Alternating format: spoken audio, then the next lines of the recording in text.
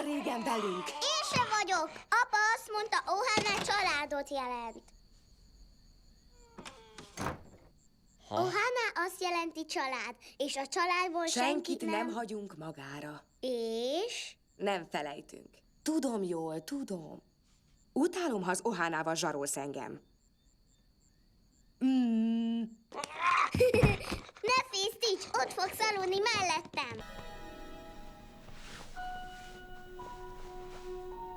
Ez mi vagyunk régen.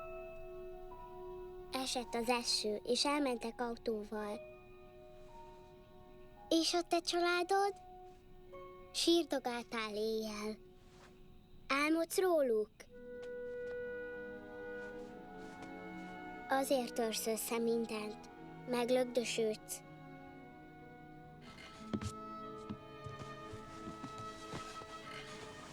Most kicsi a családunk, és kevés játékunk van. De hogyha akarod, befogadunk téged. Lehetsz a kisbabánk, és jónak nevelünk majd.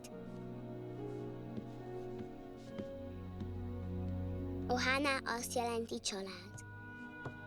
És a családból senkit nem hagyunk magára. De ha el akarsz menni, menj csak.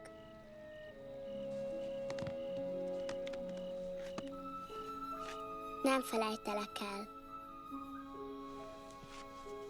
Senkit nem felejtek el, aki elment.